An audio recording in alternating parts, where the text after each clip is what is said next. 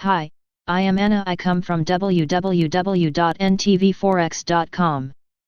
UK-China relations continue to worsen. http ntvforex.com News ID C76FA0. 7/22/2025 42:02 am. Market movers today. Following the agreement on a new EU budget as well as the recovery package yesterday, focus will now turn to the ratification process where the national parliaments will have to consent to expanding the so-called headroom. See below. Also, the EU Parliament will need to be heard. We do not expect the national parliaments to become a hurdle, but the EU Parliament may likely be disappointed regarding the size of the final budget. The calendar is again today fairly thin regarding economic data releases. Selected market news.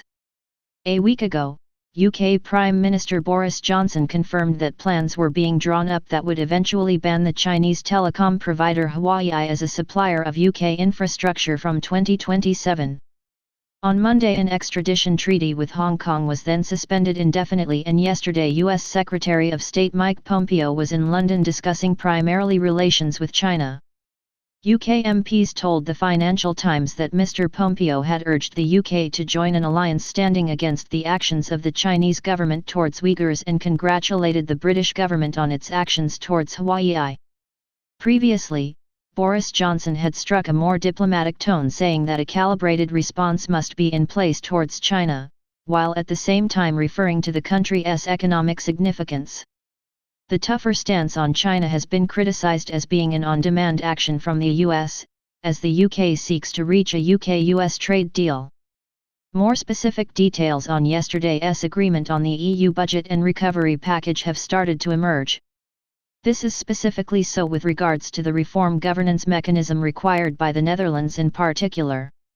The mechanism works in a way such that any member state can at any time block transfers to another member state if the member state receiving funds under the recovery package is not at the same time implementing reforms in order to improve structural economic imbalances.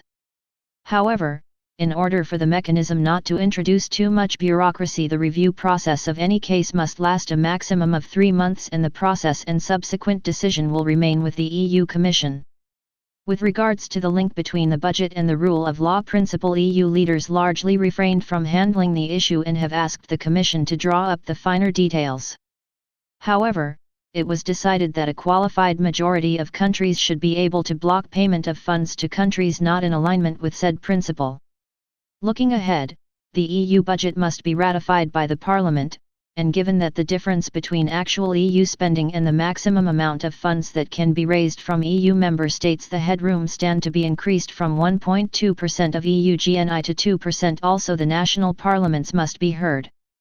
US stocks ended the day only marginally higher after seeing gains in the early hours of yesterday's trading sessions. The reason was primarily news out that a new rescue bill might take longer than expected to pass Congress, implying that there is a risk of existing stimulus measures expiring before new ones are put in place. Download the full daily FX market commentary. Subscribe our channel to receive the news as soon as possible. Thank you for watching.